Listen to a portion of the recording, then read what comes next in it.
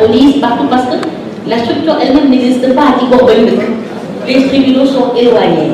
Donc créer des boutiques permet de régler beaucoup de problèmes. D'abord, l'écoute. L'écoute. Encore, ce problème. L'accès à la justice, c'est d'abord cette écoute-là que nous nous offrons. Et donc, chaque femme, chaque homme, elle est ouverte à tout le monde, hein, la boutique. C'est pas seulement les femmes d'ailleurs, mais comme les femmes sont les populations vulnérables, c'est principalement elles que nous voyons. Donc, les boutiques existent depuis 2008, on en a 10, et notre souhait, comme je l'ai dit, c'est d'en avoir partout. Et pour le fonctionnement de ces boutiques, c'est un coût, et là, alors les bailleurs, il faut nous aider à créer ces boutiques. Parce que ce sont ces boutiques-là qui permettent de rapprocher le justiciable, la population, de la justice. Et ces services sont gratuits, parce que la justice a un coût, et ça tout l'a certainement dit. Donc, j'ai insisté là-dessus. La deuxième chose, c'est quand honorable député je pense, a dit, mais chaque année on se plaint, chaque 8 mars c'est les mêmes complaintes. Et parce que les choses ne changent pas. C'est comme nous, quand on est dans les panels, on se dit, mais est-ce que nous on n'est pas en train de radoter? On dit tout le temps les mêmes choses. On est des vrais magnétophones. Vous écoutez nos propos, c'est tout le temps la même chose. On veut les mêmes choses, mais parce qu'on n'a pas ce qu'on veut. Donc il faut qu'on continue de parler. Et on continuera de parler jusqu'à ce qu'on ait ce qu'on veut. Mais au-delà de parler, il faut agir. Et pour agir, nous avons, d'ailleurs dans le thème du 8 mars de cette année, ce mot-là, action. Seulement, la société civile aura beau se démener, si la volonté politique et l'accompagnement politique ne suivent pas, on n'y pourra rien. Et c'est là, vous parlementaires, que vous pouvez nous aider.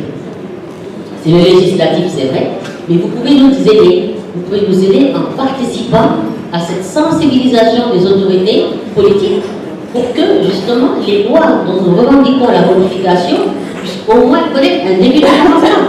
Sinon, ça ne bougera jamais. Ce sera chaque 8 mars les mêmes complaintes. Il faut que la démarche change. Et nous allons continuer notre réseautage, notre lobbying, être tous ensemble pour que nous puissions arriver à quelque chose. Et donc, les parlementaires, nous souhaitons un partenariat. D'ailleurs, nous sommes en train de travailler là-dessus. Honorable député Mbène, vous allez approcher Fanny, parce qu'on a ce projet-là qui est en train d'évoluer, d'une part pour formaliser un partenariat, mais dans le but de, justement, davantage sensibiliser et vous amener à mieux comprendre les problèmes dont on parle. Parce que certainement, parmi vous, il y en a qui entendent les débats et qui ne savent pas trop le fondement des revendications que nous posons.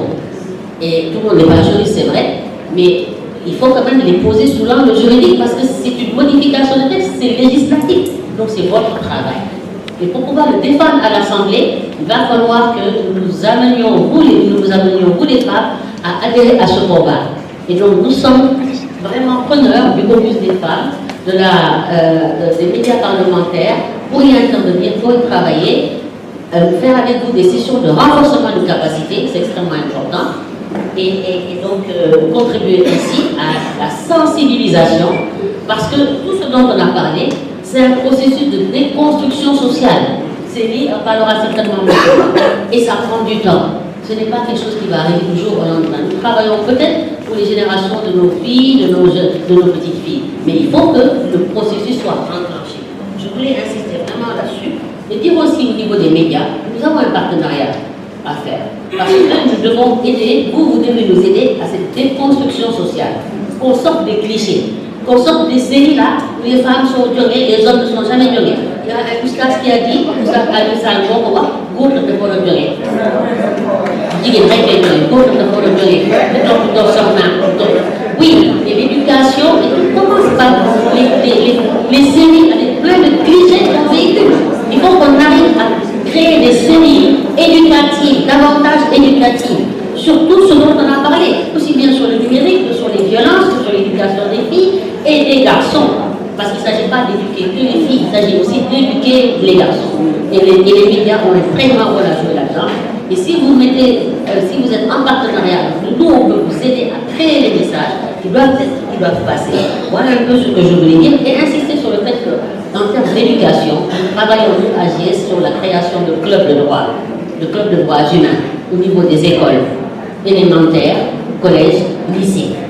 on en fait. On fait beaucoup de clubs. Et on se rend compte que dans ces clubs-là, quand on installe les bureaux d'ailleurs, on demande aux élèves de créer leur bureau, le président, le vice-président, etc. Mais c'est tout le temps les filles qui gagnent la présidence. Tous les clubs sont presque dirigés par des femmes. Et le vice-président est un homme parce qu'elles sont dynamiques, elles en veulent.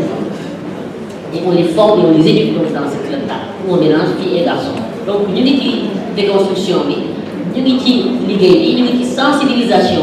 Et je salue au passage le travail de nos amis Baké Nougor. Amadou Moro, ce sont elles qui relaient communautaires.